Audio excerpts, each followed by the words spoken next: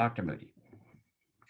Well, first of all, thank you all so much for this wonderful opportunity. And I just feel like I met so many wonderful friends last night through this electronic medium that I certainly don't understand. Um, but I mean, I'm just totally incompetent with these machines. But in thinking about what to talk with you guys about today, I thought I would start with an astronomical fact, and that is that um, all of us have heard that it's 4.3 light years to Proxima Centauri, right? We all know that. But I would sort of venture to bet that unless you're a science teacher, you'd never sort of pause to think for a moment, well, how do they know that? I mean, you can't tie an odometer to a homing pigeon's foot and send it out there and back. I mean, how did they figure that one out?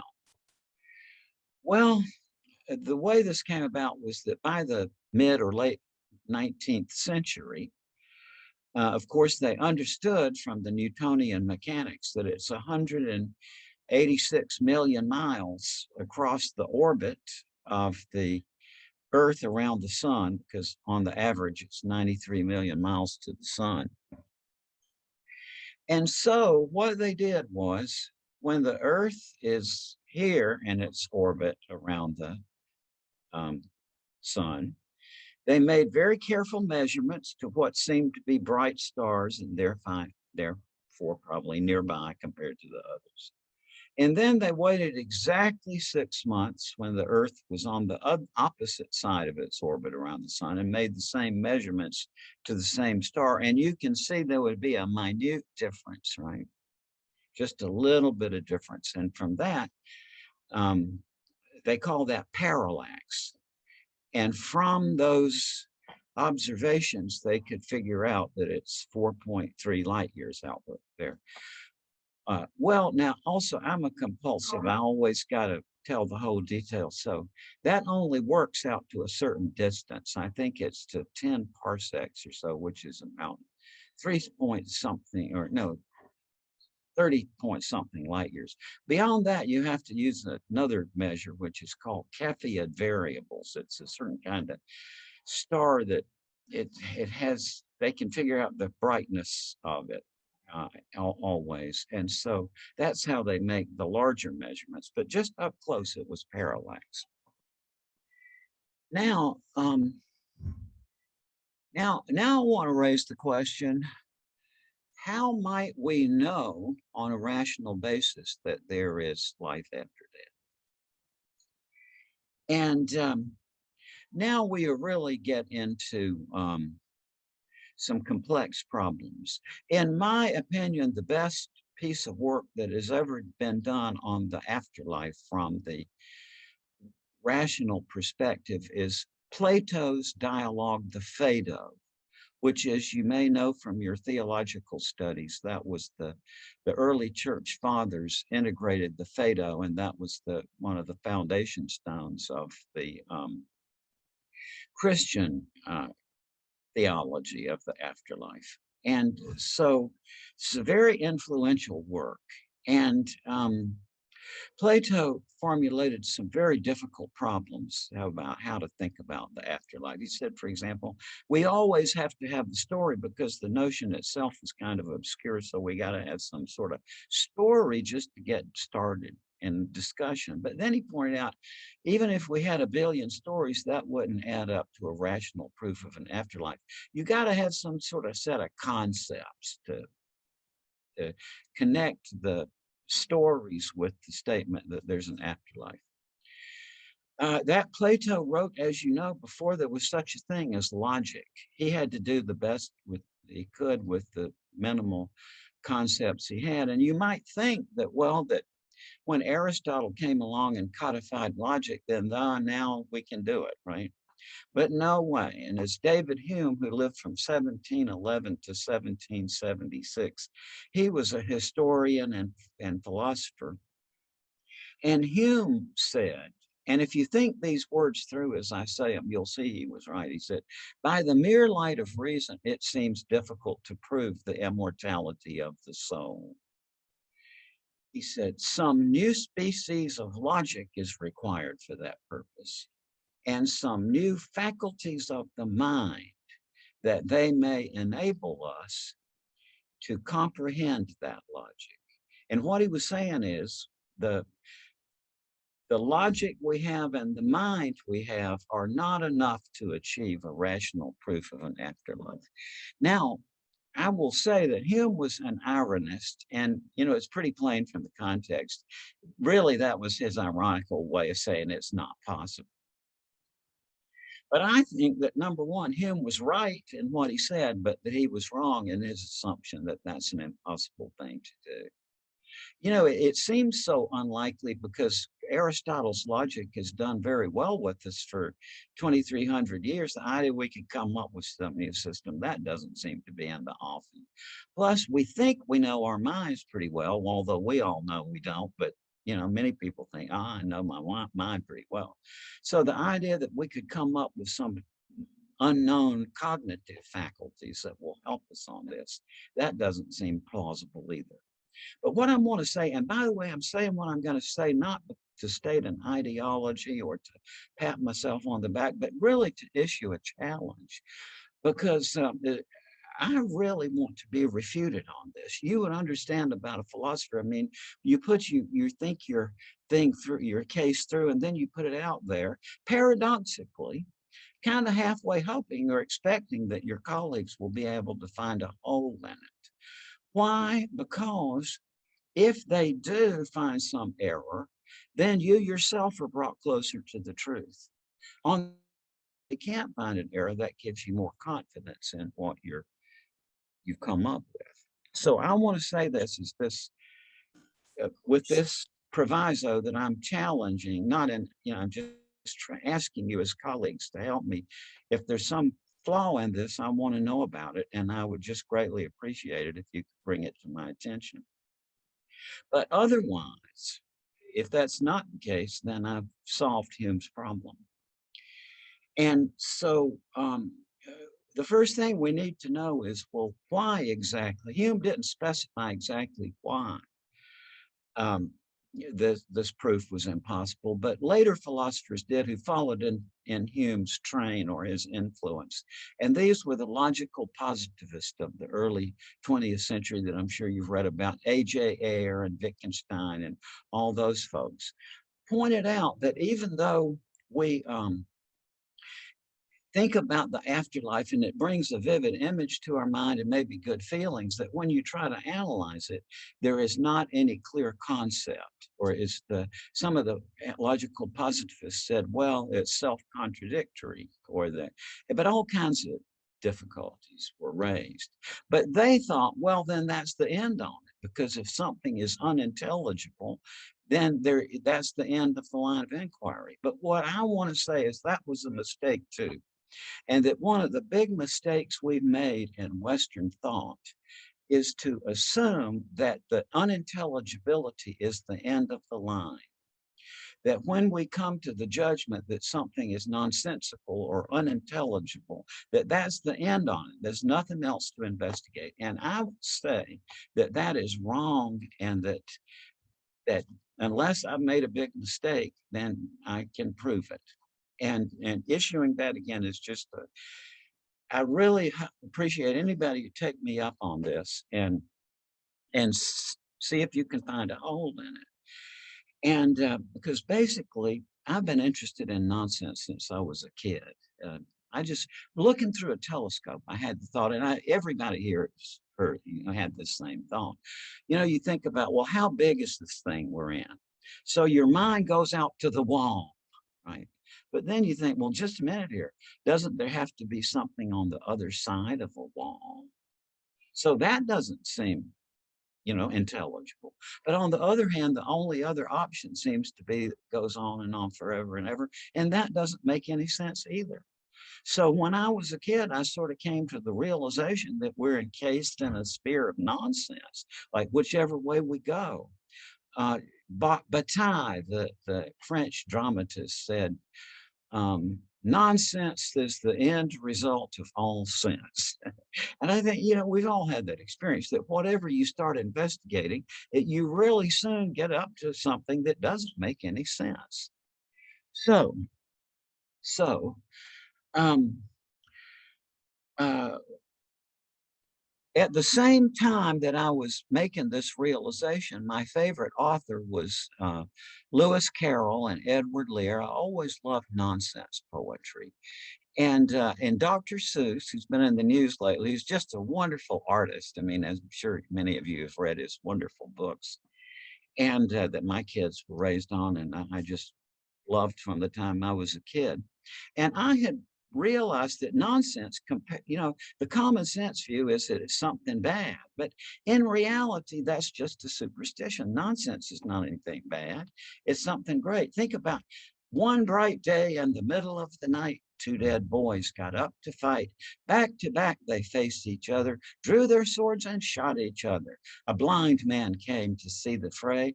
A dumb man came to shout hooray. A deaf policeman heard the noise and came and killed those two dead boys. Nonsense is part of children's literature and it's passed on. It's part of the nursery rhymes.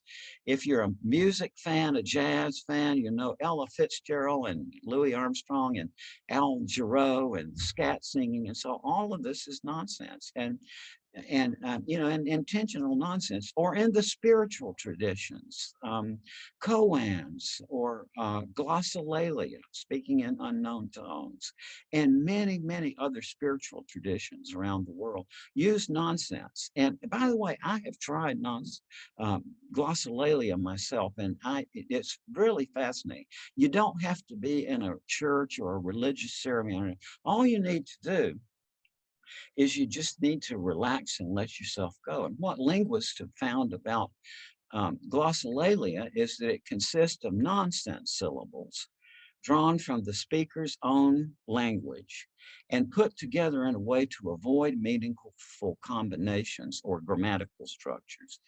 And you don't need an ecstatic state to get it started, but when you get it started and you continue it for a little while, it's just really almost like a mystical experience. I mean, I can understand how, I can even understand how it might be that when you enter in that state, you would be more receptive to the presence of God, for all I know. But I mean, I was just really startled by my own experience. So nonsense is not something bad as it's portrayed to be, and it's not anything to do with falsehood.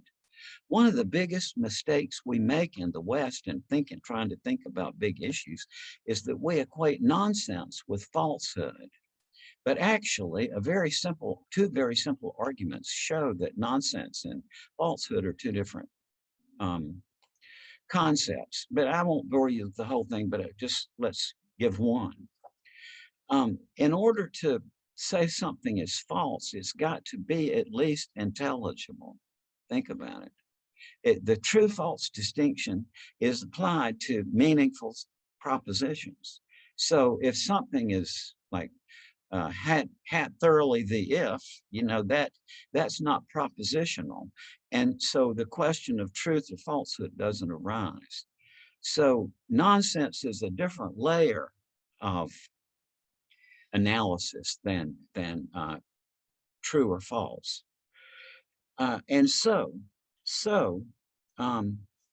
Now, I have taught a course in nonsense at many universities. I formulated it beginning in 1969. I've continued to, and I continue to get wonderful messages from my students in the past who say that this greatly influenced them and all. And so in those courses, I talked about how, contrary to our impression that nonsense is unit dimensional, it's just something unformed, nonsense is very structured. And I've identified over 70 different types of it. And at that point, I said, all right, there's just as many types as you want to find. And that I began to narrow down the principles to talk about a way of classifying nonsense. And and in my courses, I developed these exercises. for my students to use where, for example, they learn one type of nonsense, like what I call near English. Okay, and let me give you an example.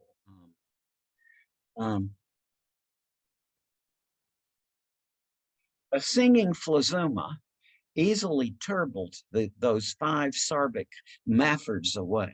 Now, you recognize that as ordinary English grammar, right? Because even some of the words in it are nonsense, like phlegma, a singing phlegma. Well, what part of speech is that? A noun, right? Or easily turbled those 5 Sarbic muffords. You would realize from the grammatical structure that Sarbic is an adjective, right? So it goes by ordinary English grammar rules. So it obeys the grammar rules, but it breaks the rule that whenever you talk, you use words which have a lexical meaning that somebody can look up in the dictionary. But look at the nonsense words themselves. Phlegma, turbled, Sarbic, muffords. Do those sound like Polish words or Russian words or French? No, they sound like English words. So they obey the rules of formulation of English phonetics, right? Now, you could use those same rule changes and come up with near French, right? Like you could use French sounding words that are actually nonsensical and put them together in a French grammatical format, and it would create the same effect, or Spanish or German or whatever. So, but that's still only one type of nonsense. But now listen to this type. Holiness pursues the vestigial lipstick of spontaneity. That's good English grammar too. All the nouns and verbs are in the right prepositions, they're all in the right positions grammatically. But the trouble, and also you know all the words make sense. Holiness pursues the vestigial. Problem is that when you combine them, they just don't make any sense. And this is what I call categorical nonsense. And the rule that this breaks is the rule that's in language that certain objects or things bear certain attributes, but not others. It's like I could say that the square root of a certain number is large or small or odd or even, or, you know, those things would make sense. But if I say that the square root of a certain number is chartreuse, that conveys nothing to the mind. So that would be another type, right? It obeys the grammatical rules. It obeys the rule that you use only meaningful words, but it violates the basic rules about how attributes and things match up. Or this one, I'm not an actor, but I play one on television, right? Well, you know, that's a self-contradiction. Like the one we talked about last night is like, that cannibal you men just ate was the last run around here. That's self-contradiction. Or green at thankful swings of Zoom house est. Right? Doesn't make any sense because it's not grammatical. It's meaningful words put together in a just non-grammatical string. Now, and there's plenty other types too, but what in my courses, students have to learn these different patterns, and then they can write their own examples, right? And then they go through an exercise where how did that make you feel? Like, what was your mental process of writing this kind of nonsense? And then my students would say that when you shift from creating one type of nonsense to creating some other type of nonsense, they can feel cognitive faculties emerge in their minds that they didn't know they had. Now, and by the way, I would just be greatly pleased and encouraged. By all means, you can use these exercises for your students if you find it valuable. And I have found, I mean, over the years, I've gotten so many wonderful comments from students I had about the roles that this has played in their life. Commercial applications and advertising. A lot of advertising is nonsensical because Paradoxically, people pay more attention to nonsense than they do to ordinary meaningful language. That's why the most recent one, that motel advertisement, the guy saying all he said was bada book, bada boom, makes no sense. But that commercial series went on a lot, and there are lots of them you can find like that. And so now, so here we have already Hume's new faculties of the mind, right?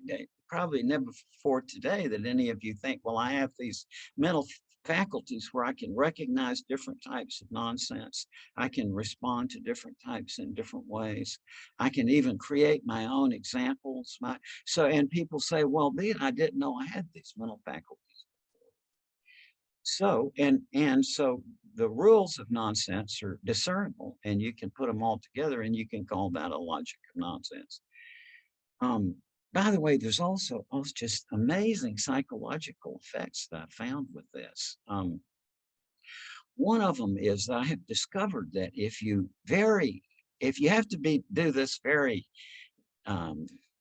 with pizzazz, you got to just do it. But if you can rehearse some nonsense in your mind and get to where you can say it very fluently, and you just spring it on people without telling them you're going to do it, you just start talking nonsense. What it does, it triggers this kind of unconscious mental faculty where they start talking nonsense back to you, although they don't realize it. I mean, it's really interesting. One of the intelligence folks have gotten interested in this. And I tell you, folks, all this stuff in the movies about people jumping out of airplanes and all, it's nothing to do with the intelligence folks. These folks are like, it's like the hair and the shirt tail. And, as Kant was saying in his Criterion of Reason, the nicest people you're ever going to meet, because, to get those jobs, they have to be squeaky clean. Can't be. And so I'm saying these are the nicest, among the nicest people I ever met. And so, and one of the intelligence guys who came down to my place and talked about this, and a few days later, we got a communication from him. And he said, Dr. Moody, he said, my colleagues and I found that we were easily able to replicate your results by going into the local Starbucks and just trying it out. This is just something that people have missed, but now we've put it all together. And now, next thing I want to say, you can take any format of ordinary meaningful language, and you can lay a layer of nonsense down over the top of that format, and that piece of work will create a mental effect of that very form of language. For example, travel narratives. When Abraham Lincoln was president, he was in a formal state ceremony. I forgot what it was, but people were all gathered around, and Lincoln's part in the ceremony called for him to mount a horse and lead a procession away from the scene. But when Lincoln got up on the horse put its own back hoof up and got it caught in the stirrup. So the horse was bouncing around, and people were just horrified and stunned into silence and embarrassment for the president. But Lincoln just looked down to the horse and he said, well, if you're getting on, I'm getting off. And the crowd just dissolved into laughter. But you think about it, it makes no sense. A horse can't get on its own back by putting a hoof in the stirrup and climbing aboard. It's nonsense. And yet you got to admit, it brings a very vivid image in your mind of that same thing, right? Now, I want to read you here a nonsense travel narrative. Darn it, I'm so inefficient, as you've already gathered.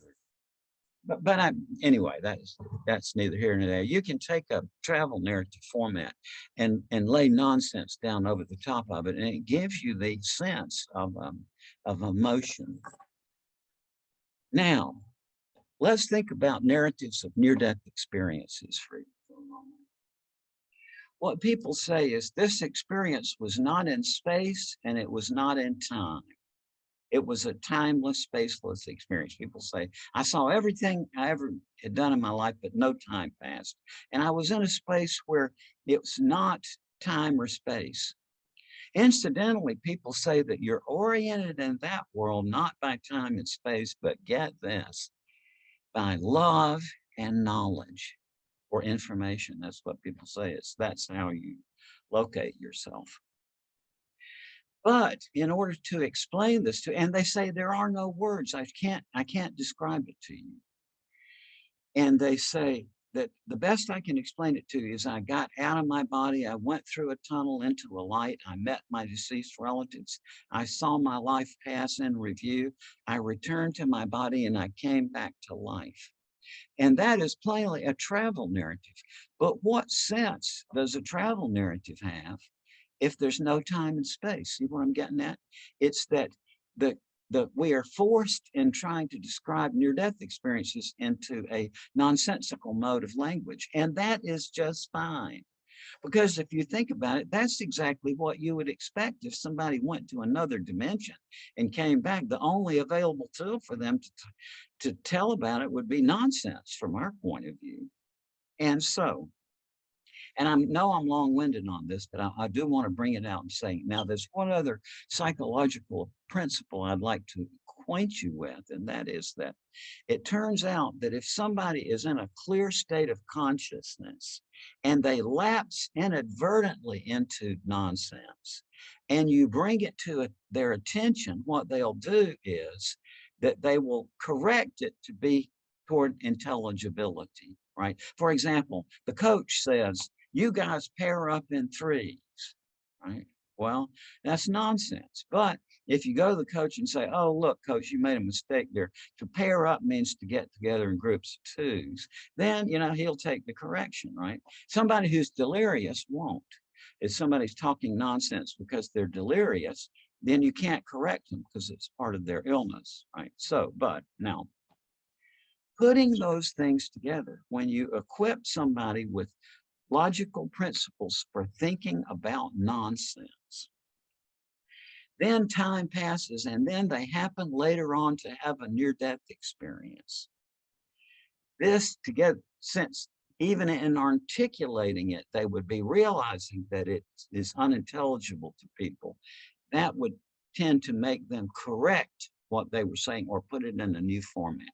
And that gives us parallax, right? We already have thousands and thousands of accounts of near-death experiences viewed and articulated through the framework of Aristotelian logic, which makes it a travel narrative. I think now in the not too distant future, we're going to have other accounts of near-death experiences that are viewed not just through Aristotelian logic, but by these supplementary principles of how to think logically about unintelligible things. And that will give you like parallax, right? It's like a way of triangulating on the afterlife. It's already happened once. I mentioned last night, this wonderful man who's a distinguished artist and scientist. He had one of my seminars. Then several years later, he had a near-death experience because he developed H1N1. His leg had to be amputated from gangrene. It's in a horrible way. He had several near-death experiences during the 60-day hospitalization. And in describing to me this, he said, and Raymond, he said,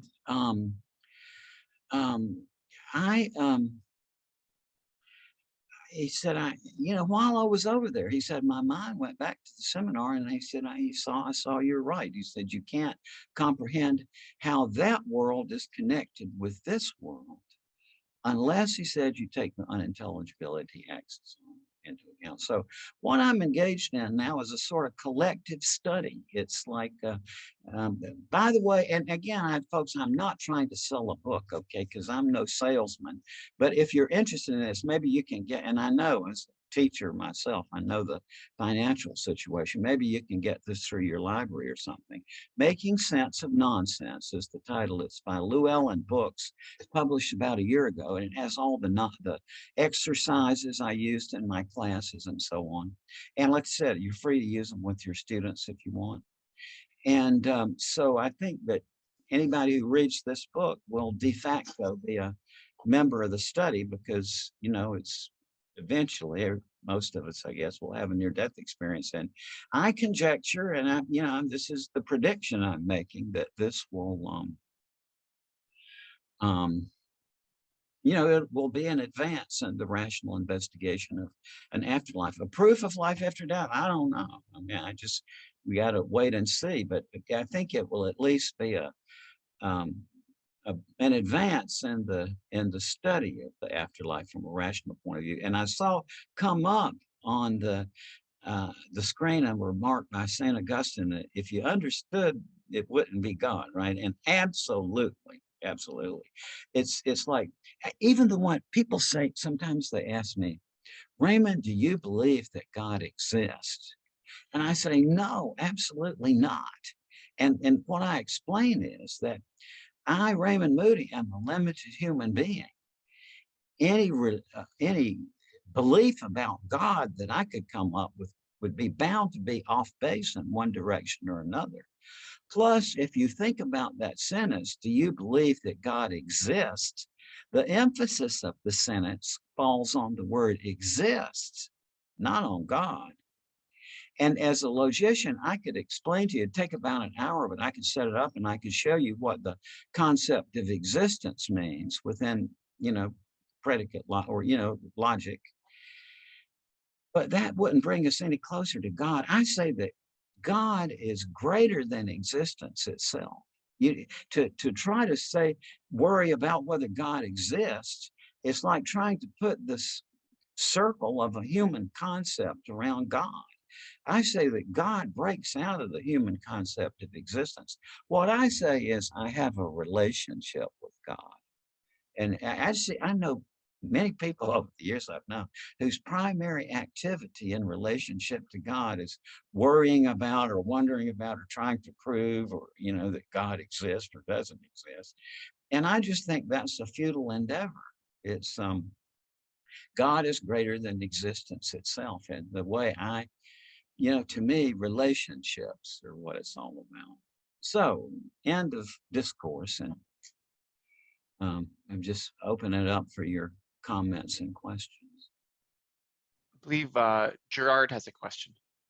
Yes, good. Hi, Gerard. Hey, sorry, can you hear me okay? Yeah. Okay, excellent.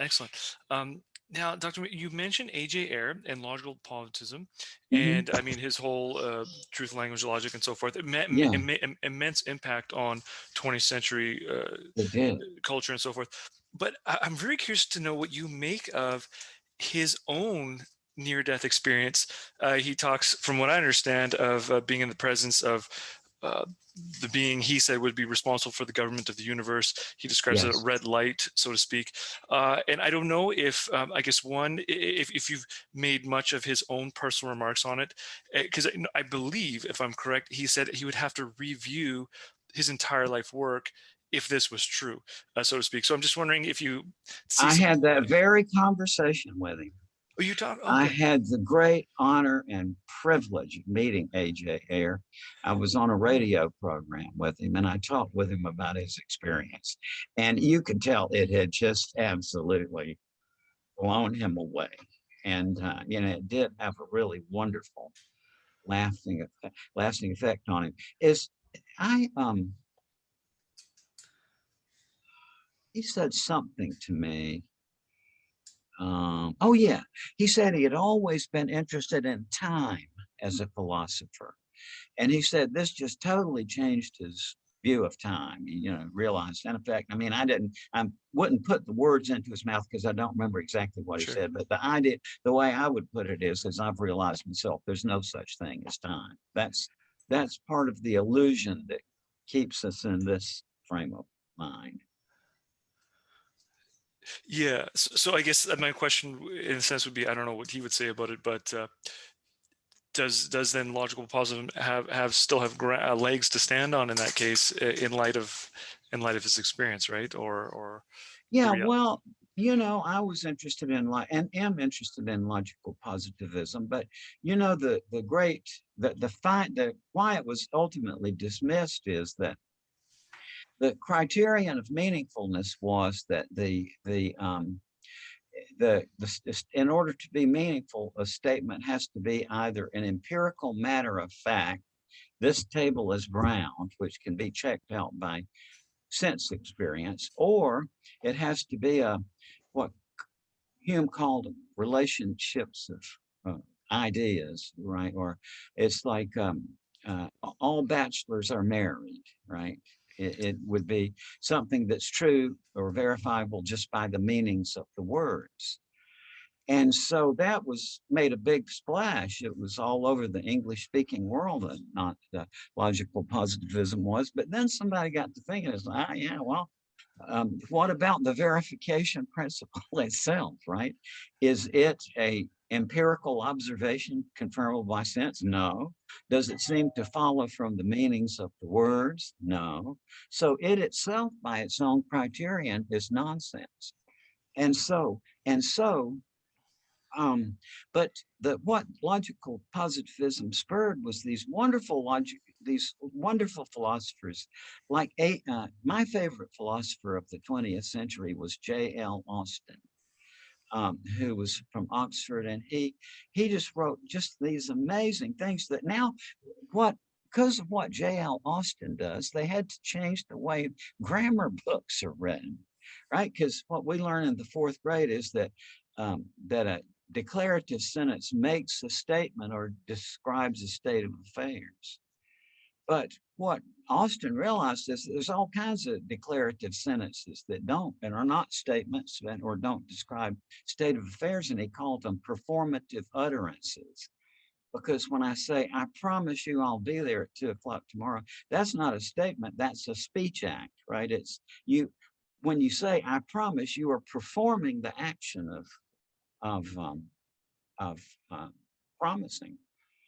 So, I mean, you know, I love analytical philosophy, and I still study it. Although to me, the Greeks is where it's at. I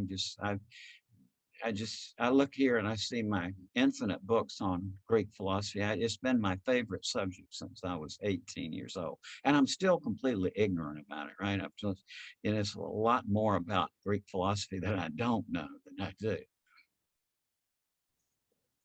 Thank you, Gerard. Excellent. Thank you. The next question is coming from Sean.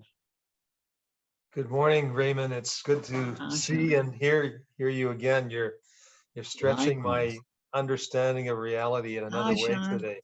Good morning. Good morning. Well, hi. How are you? It's good to see you. Thank you. It's great to be here and joining this group of people pondering this great mystery, the NDE.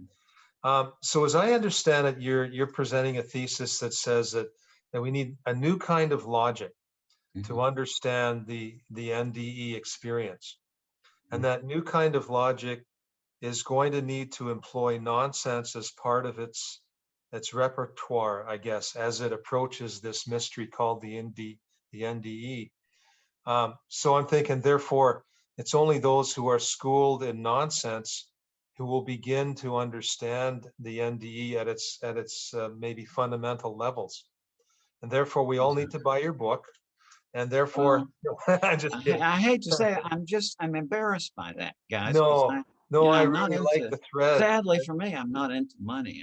But it's like that's the way it's available now, and I'm grateful to the publishers for publishing it, because it is kind of, you know, most people who want to read about the sky, they want inspiring stories, right? Well, in order to really come to terms with the idea of an afterlife, the stories are necessary. But you've also at some point got to take the plunge into conceptual thinking. And that's what, you know, most people, as you know from your students, sadly, kids will listen to stories all day, but as soon as you talk concepts, some of them, they roll their eyes up into their heads and you've lost them. And so that's the... So I'm thinking that you, if nonsense is the paradigm, then we're presenting a whole different system of reference points. Yes. I mean, in order to somehow locate ourselves inside this mystery. So I'm curious, like, as you've been working with people who have had the experience, you've most likely had the NDEers talk to each other. Uh, Have they been able to create a language or a symbol system of some sort that would help the rest of us that don't have the benefit of their experience to maybe enter into that experience, not in a rational way, but more in that nonsensical way that you've been talking about this morning? well, yes, thank you for this, Sean. And the way I would put that is to say that paradoxically as it may seem, and you can find this, everybody can see this for themselves. It's just like going through a thought process. And all my students had the same reaction. It's like when I came into this course, I thought, what is he talking about? But at the end, you say, well, yeah, in retrospect, it's obvious that nonsense operates by rules. It's a rule-governed dimension of language, just like any other dimension of language. And that once you see that, then you can see paradoxically that that to say that this was not in time, it was not in space, and there are no words for it. But what happened was I got out of the body, I went through a tunnel into the light, I met my deceased relatives, saw my life in review, returned to my body, and came back to life. Well, yeah, that's nonsense.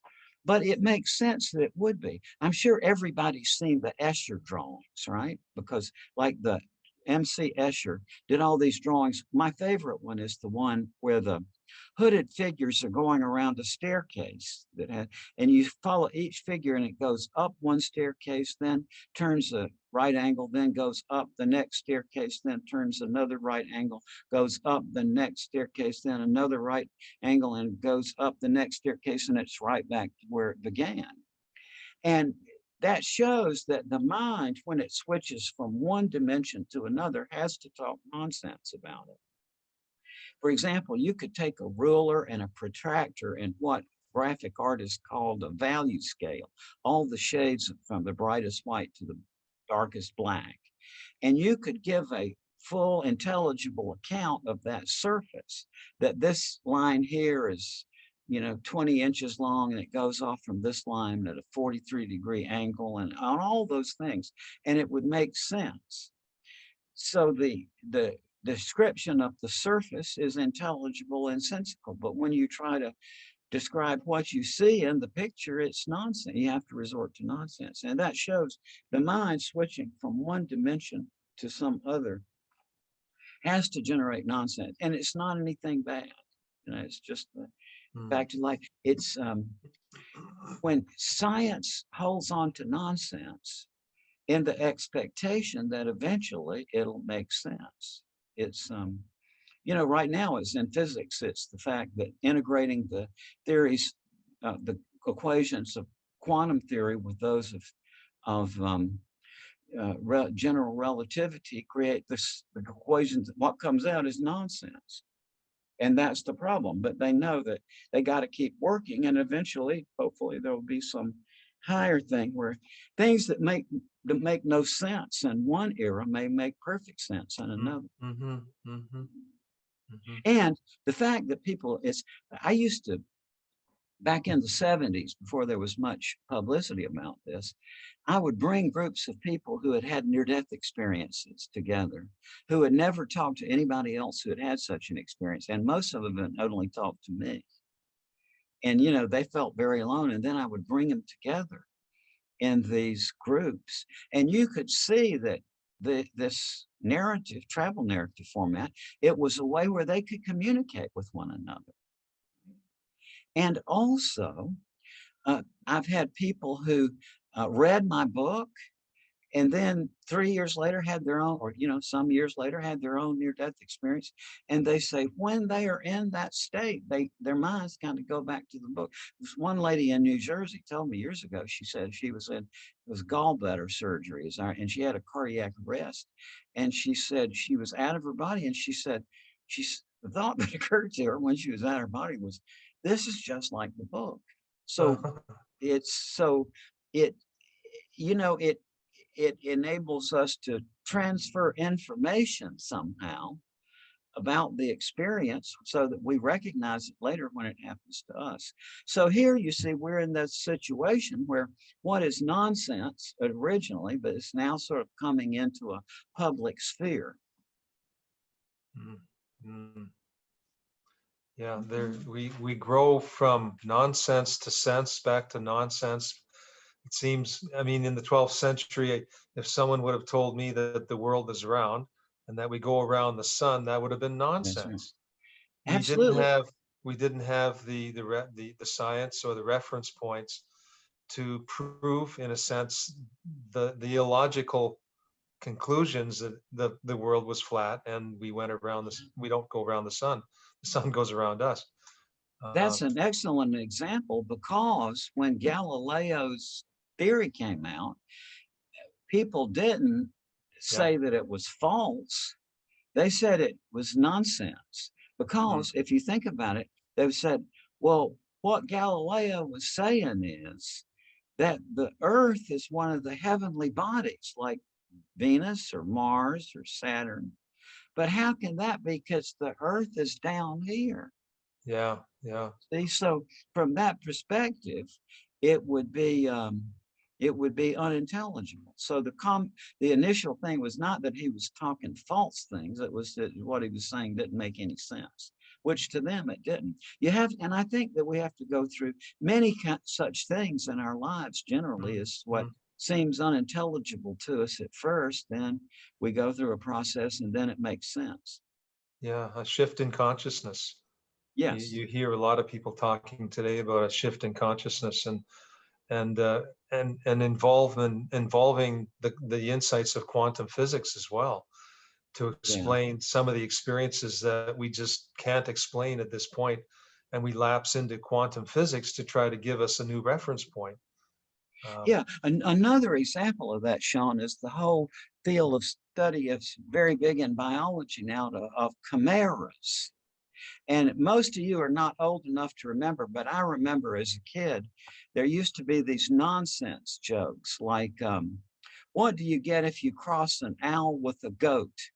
And the answer would be a whole litter of hootenannies, right?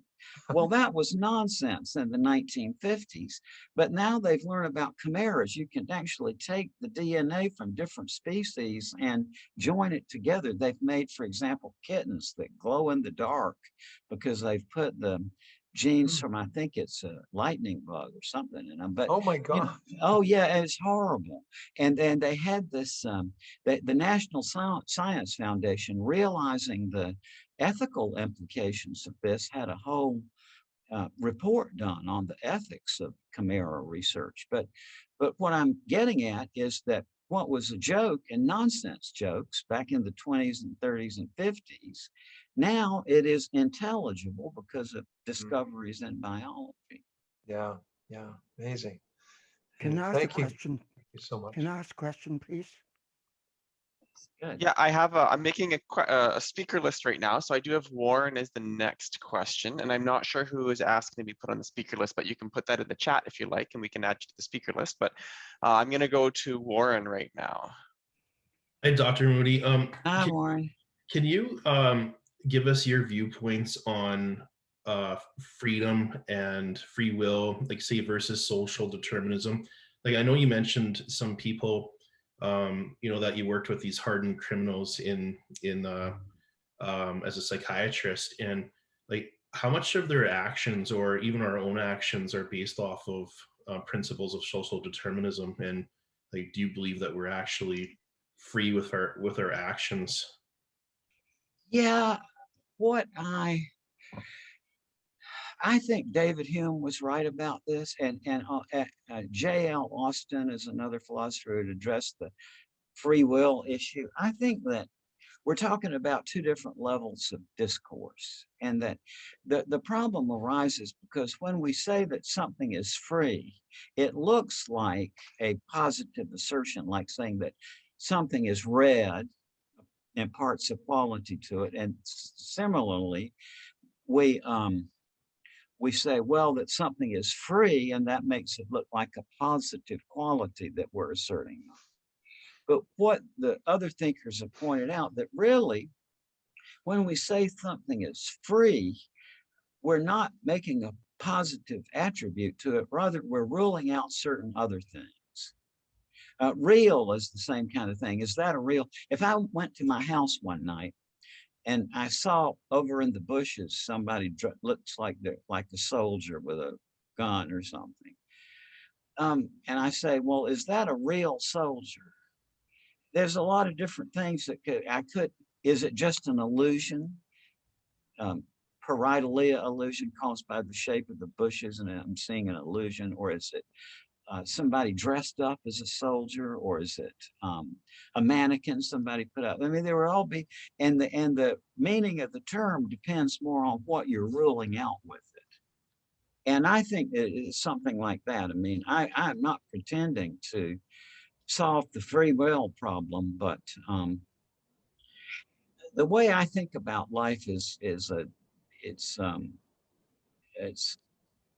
me that question doesn't arise. Really it gets down to the question, what is personal identity, right? And my theory about that, or my understanding of that, came from about, for a year I was a geriatric psychiatrist before I went into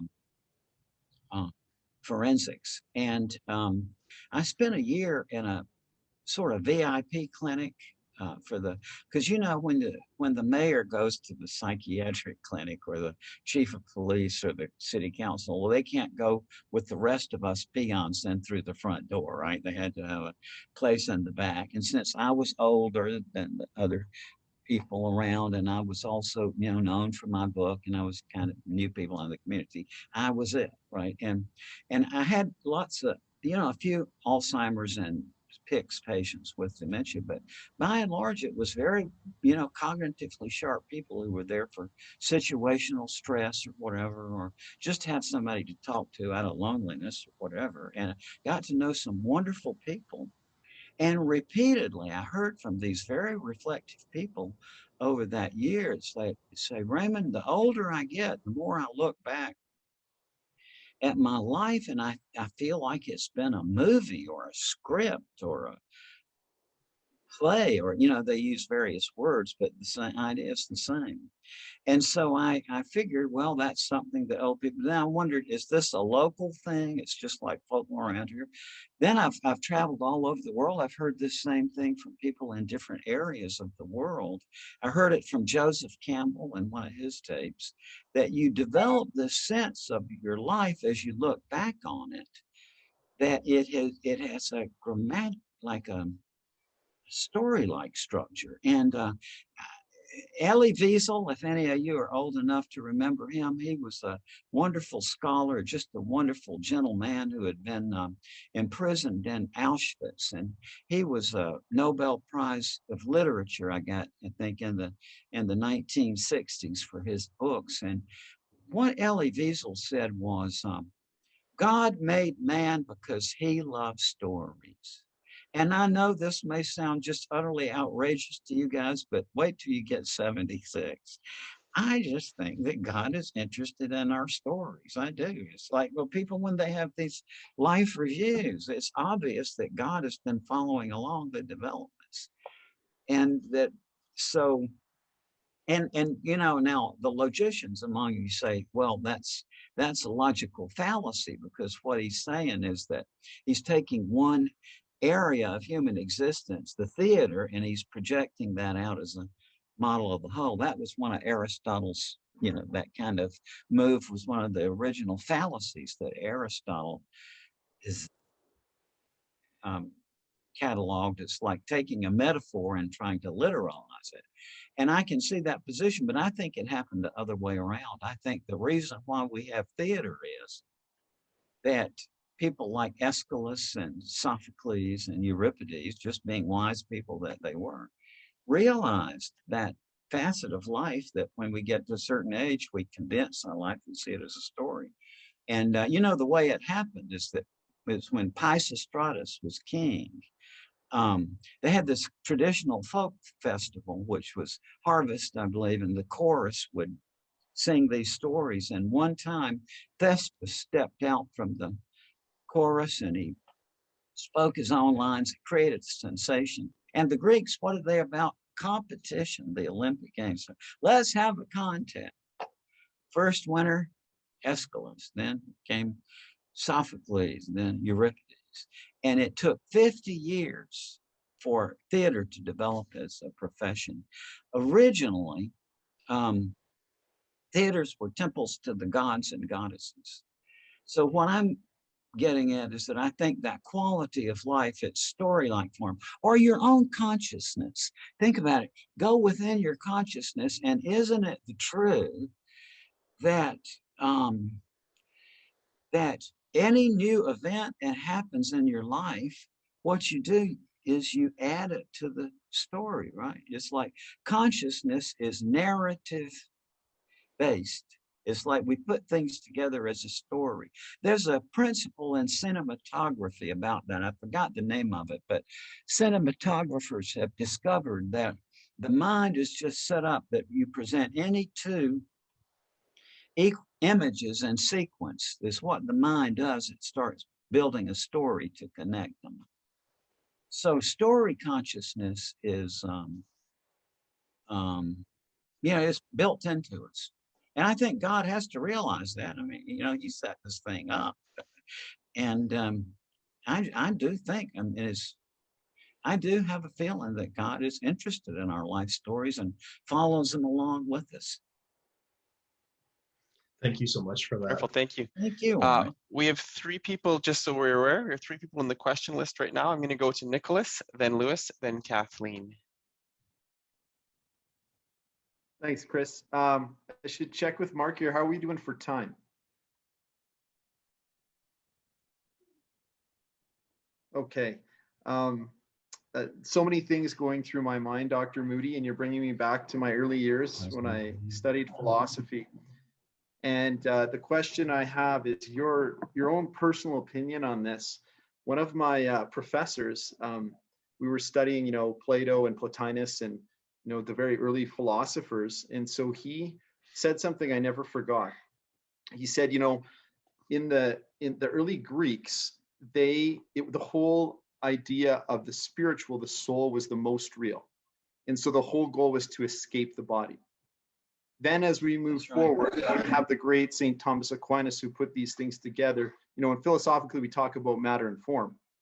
And so he put together form and matter in a way in the Middle Ages where there was that mixture, faith and reason.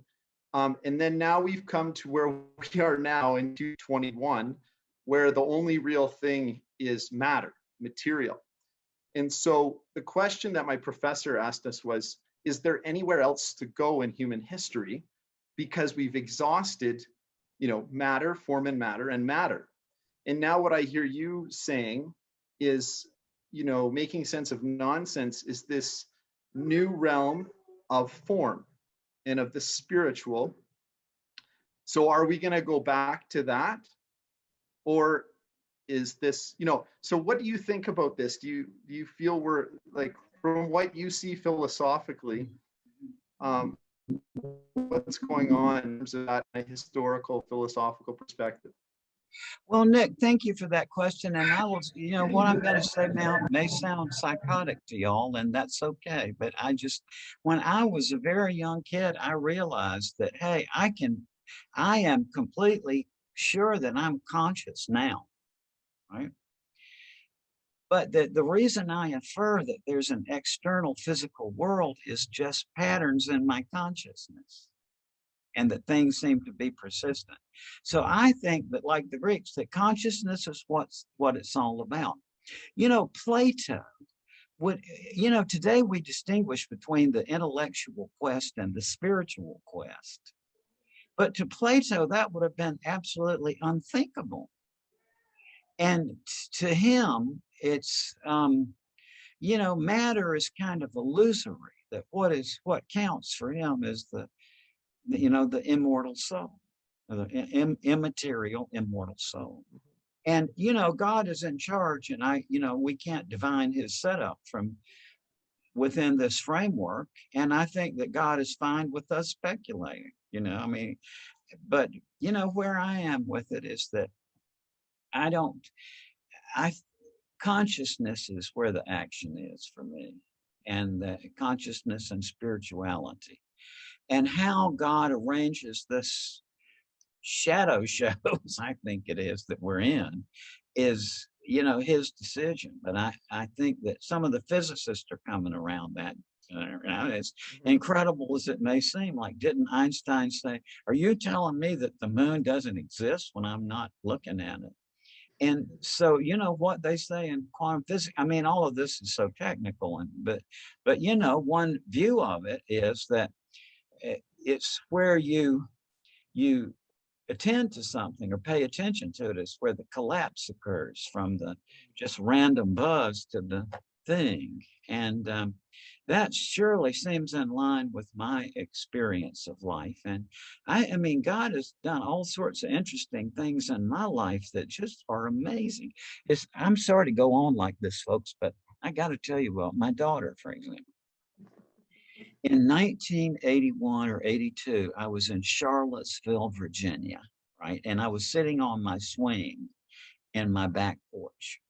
And the spring of 81 or 82. And I had two wonderful sons at that time, and they're doing great. One is a medical doctor, the other is a professor of Spanish linguistics, 50 and 47. And I had my kids, and they were young then. And I had always wanted a daughter. Okay? But my wife had difficulties with the last pregnancy, so it wasn't going to happen. She was, and so in that swing that night, I entertained a fantasy. And it was a fantasy. I didn't send it up as a prayer. It was just like a daydream. And I daydreamed, it's like, wouldn't it be great to adopt a Native American daughter? But I sort of let it go. And 19 years later, my wife had adopted 2 years before this son, Carter, who you met over the machine. And so in 1996, several years before this, I was given a lecture in New Mexico, and the previous speaker, I was sitting in the audience for the previous speaker, and the previous speaker finished, and he called for questions, but it was one of these places where the microphone was in the middle aisle. So to ask your question, you had to go through and line up. And so sitting next to me on this side was this Native American woman, and you could tell her body language trace. She just wanted so much to ask a question, but I guess the trip up to the microphone, she was just kind of nervous. So my wife tapped me, and I picked up this woman by her arm and just went and let her ask her question. Okay, now, so then 4 years later, we had Carter, and he was 2 years old at that time. And out of nowhere, this wonderful Blackfeet woman called me and said, "How are you doing?" And I said, "Oh, we're doing great." And I said, "We've adopted a baby."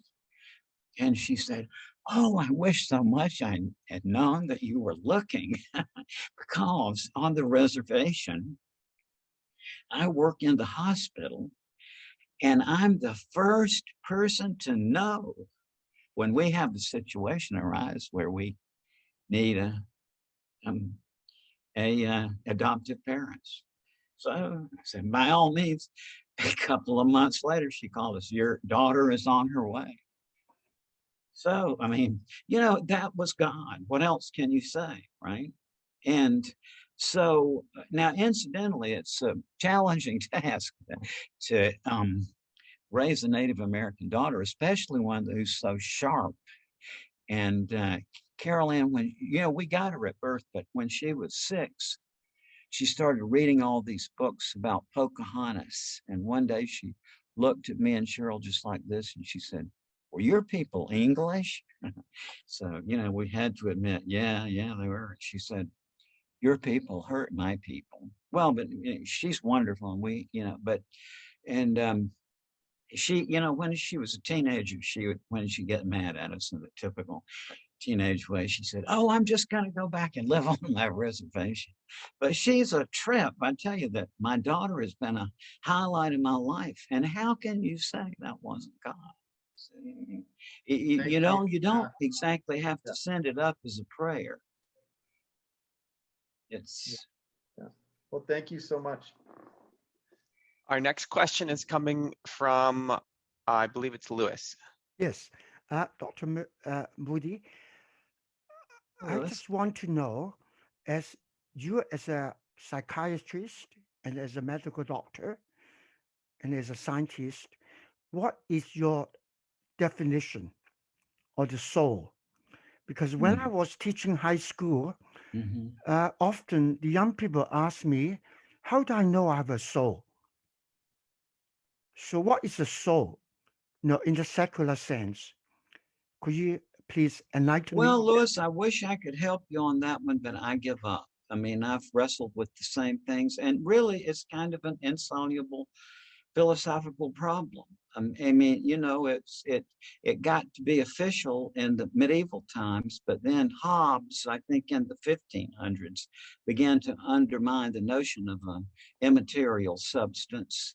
John Locke identified our self with our memories, but I think it's still a mystery. And the closest I can come to it is like what I was saying earlier. I think that we're our stories. That, you know, what I, Raymond Moody, am is my story, and so that's the closest I can come to it. And you know, in terms of I am the first to admit I am an ignorant person, and I think these things are beyond me. And I think your students had a good point in raising the question, because it's you know, there's no clear definition of it, or the ones that are proposed, if you start thinking about them, they don't convey much to your mind. And what about Descartes, who said, I think, therefore I am? Does that mean that because I can think, there's a soul in me, different from animals? Well, Descartes, you know, it's like, I think it was Hobbes also who remarked about Descartes. He said, well, I'll go along with I think, but he said it's a big inferential step from saying, therefore I am. And so there is a gap there, as plain as it may seem to us. There is a logical gap there, that it's like what Hobbes and others have said, is that yeah, right now I'm thinking, but to make that next logical step, that therefore there's some substrate to it, that's a harder one to get to. And you know, where I am on this, I'm just waiting for God to tell me. You know, I'm just, you know, I realize that I can't figure this out myself, but that doesn't stop me from trying. I'm hooked on thinking. And so, I mean, it's just utterly fascinating. This life we lead, I mean, it's just constant magic. Everything is amazing. It's like the whole thing of creation, you know, it's like the creationists, you know, they were trying a few years ago to put the biblical account of creation into the science curriculum. And I think, see, I am a creationist too, but I think that the creationists we know of don't go far enough in their creationism. I think God is creating everything all the time. That's the way I look at it. It's, you know, there's a constant creation. And Nicholas was mentioning the Neoplatonists and Plotinus and so on. It's like, I do think that God is just constantly active, and that this whole thing we're in is a creation of God all the time. But when you talk about the near-death experience, were you not talking that the soul left the body, migrate somewhat, well, that's right, then migrate back to the body? That's So right. If you want to call that soul, yeah, that's what, yeah, right. That people say that their conscious self leaves the body and they can see their bodies down below and so on. So in that sense, yeah, I mean, I wouldn't know theologically, I mean, whether that, but, you know, to me, it's enough, right? That self exits the body, and that people say that they can see their physical bodies from a point of view up outside of them. And also that consciousness, far from being diminished, is actually enhanced during this process. That it's people, you might think of dying as like diminishment of consciousness, but people say no way, it's enhanced consciousness.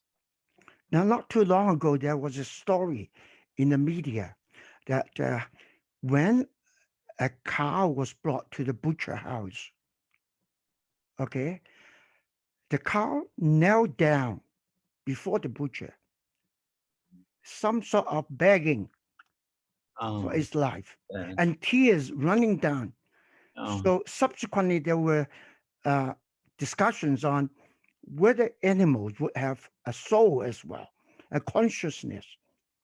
So I talked to a theologian, and he said, yes, animals do have a soul, but it's a different kind of soul. Our soul is of the highest level, being able to discern what's right and what's wrong. But among lower level, or a little bit lower, among the animal kingdom, they too have a different kinds of soul. So makes the matter so very complicated now. It is very complicated, I mean, to me, it's like all these things are just utterly fascinating, and at the same time, I don't know. And I sort of suspect I won't find out as long as I'm here. I think that, yeah, thanks, Louis. I think we better keep moving yeah, on thank here. you, Louis. Thank you. Thank you very much, Dr. Moody. So do we have more time? I believe we have till 10:15 is what Mark let me know. Is that okay, Mark? So we will move to Kathleen's question. Hi, Dr. Moody. Hi, Kathleen. So this idea of nonsense and how, it's a part of children's rhymes got me thinking too, and I just have a comment and then a question about how, as we age, we tend to get more comfortable or uncomfortable with ambiguity and nonsense. And That's for right. kids, it seems completely normal. And it kind of just made me think of people with synesthesia. And for those that are unfamiliar, synesthesia is when their senses get combined. So they can hear in color or they can taste words. And to them, it's completely normal because they grew up with it. But for others that haven't experienced it, it doesn't make sense to us. That's and right. So trying to relate this to the near-death experience, the people that cross over have this whole other level of consciousness that, we just can't seem to understand. Like they can describe seeing this hologram, but to me, my imagination is still limited in that respect. But I guess that kind of leads to the question of,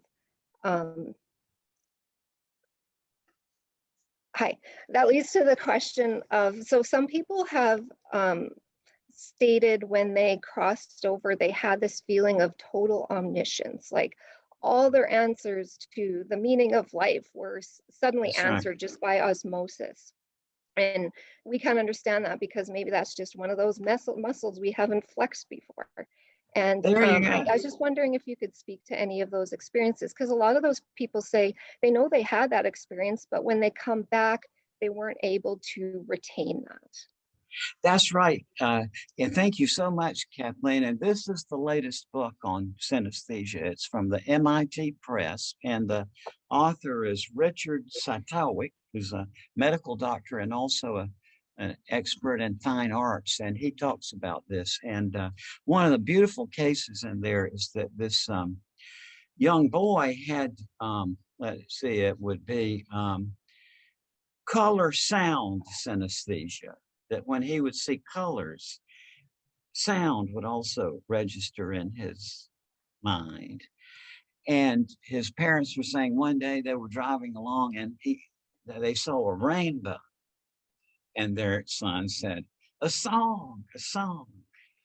And for the rest of us, that would be nonsense, right? But it's a description people who have synesthesia have to give of their world. And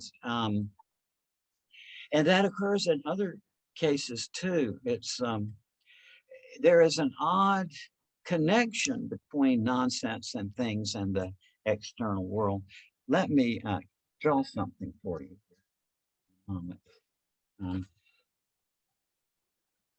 um,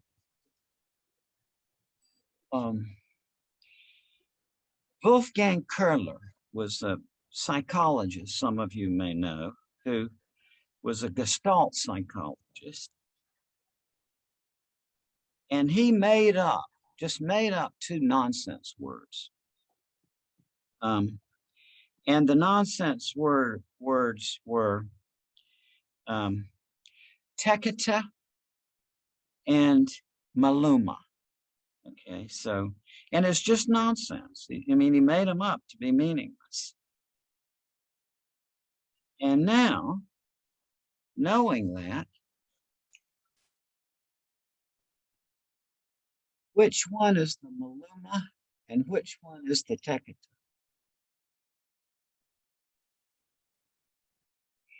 If 90+% say this one is the teketa and this one is the maluma.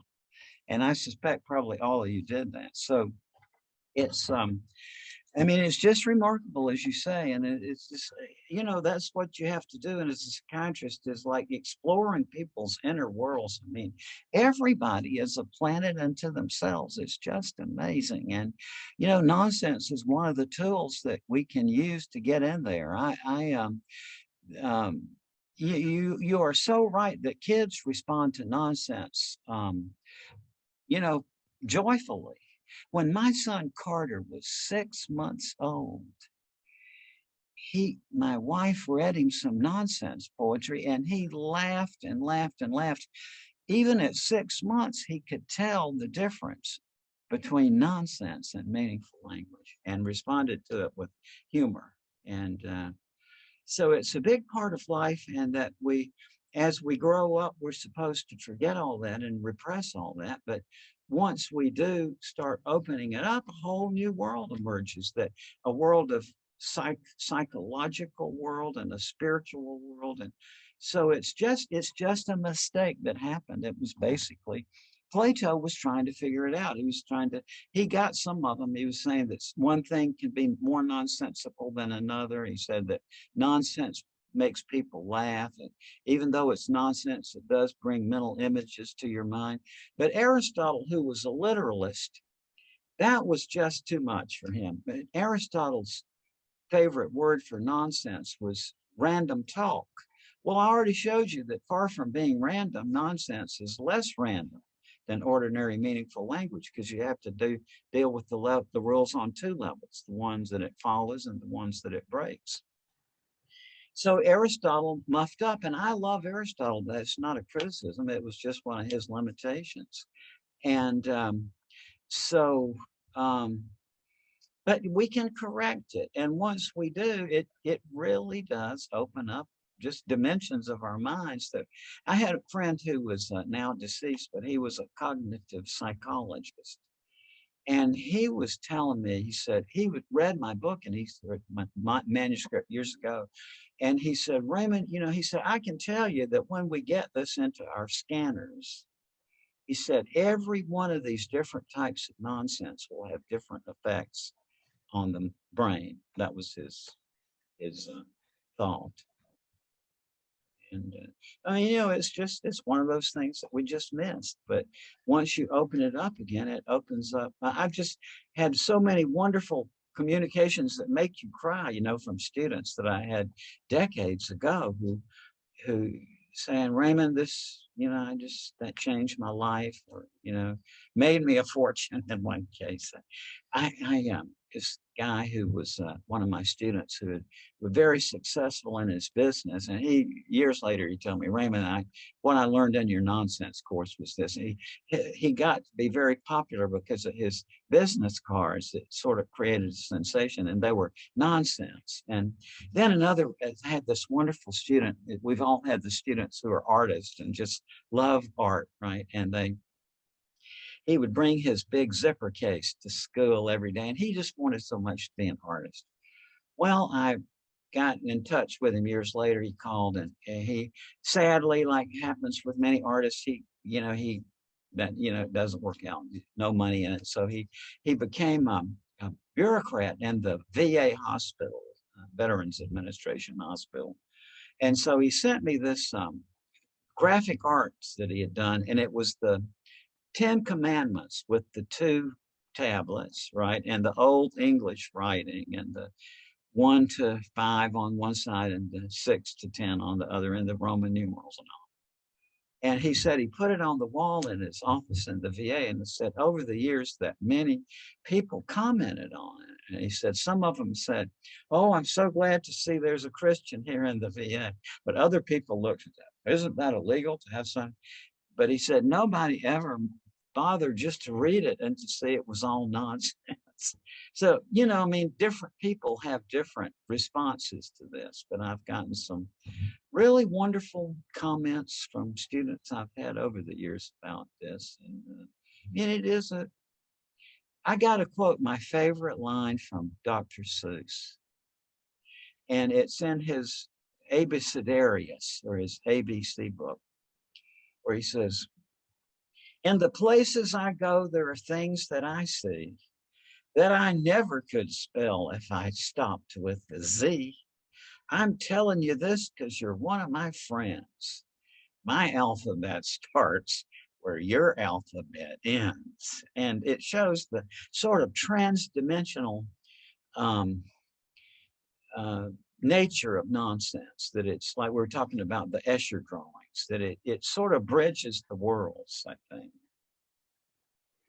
Dr. Moody, I teach high school science, and I think in the math and science, we can sometimes get into that very logical, sequential pattern of thinking. But I always let my students know, like, once you've made your hypothesis and you've carried out your experiment and you've made your conclusion, you're not done. Just because you think you've got the right answer to that question, now you should have 10 more questions to answer.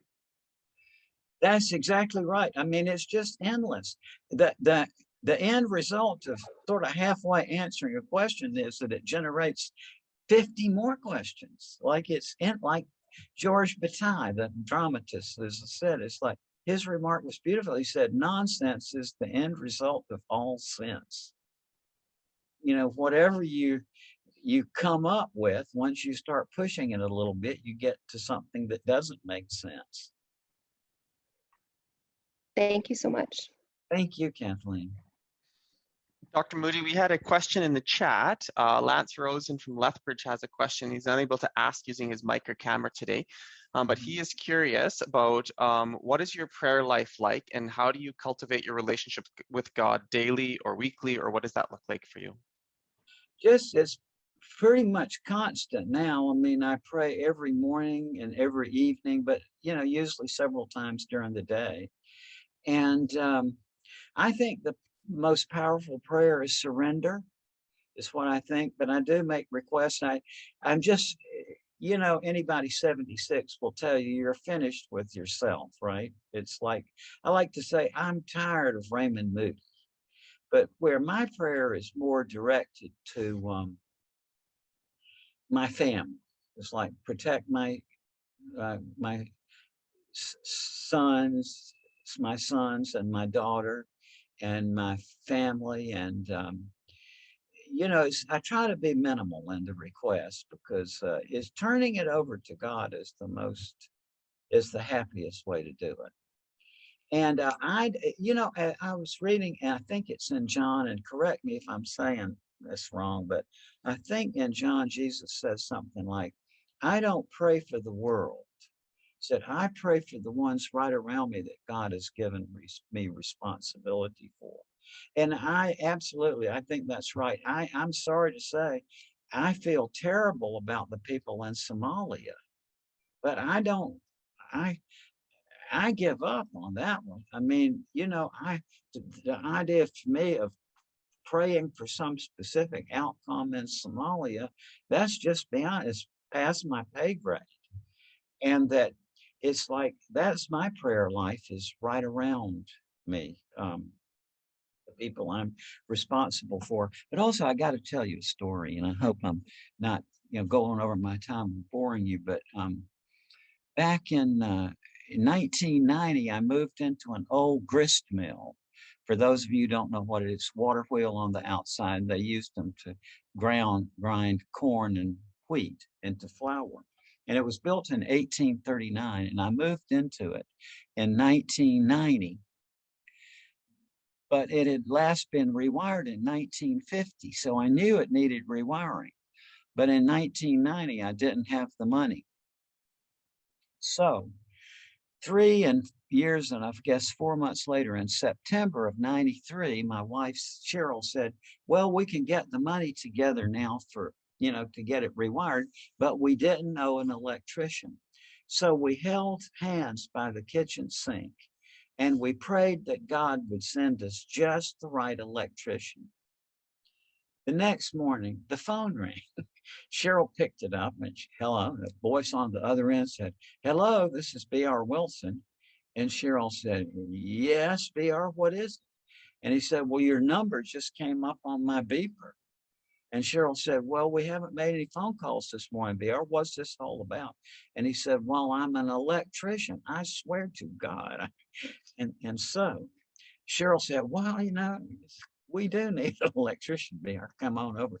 Very shortly thereafter, he was coming around doing his inspection.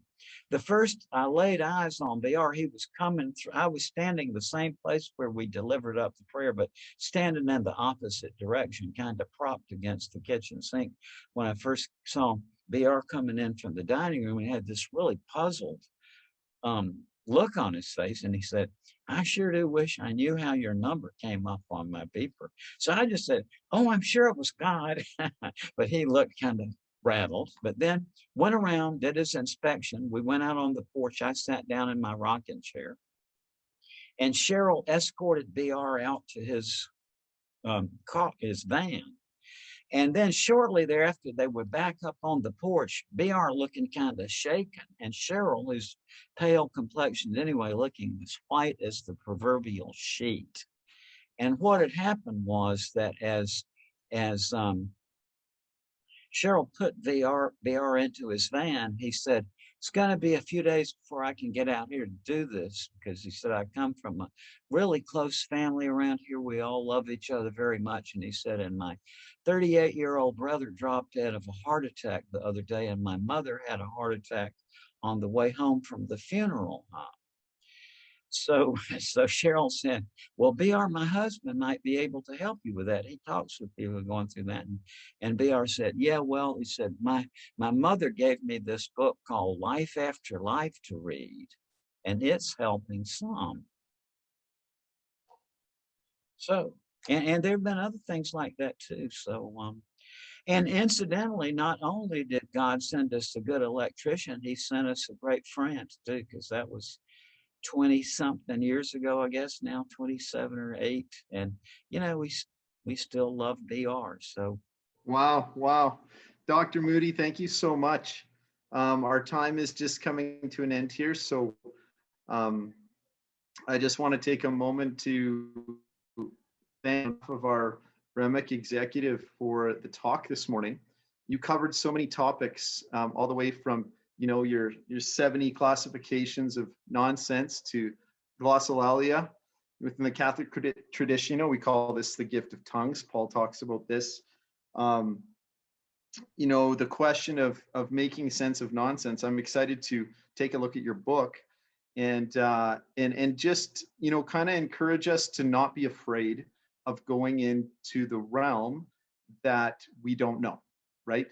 And as we were talking about this morning, I think the one word you used was really good there. We were talking about the importance of humility in academia, and it's the same within ministry, but also the fact that you were saying that in your prayer life is surrender.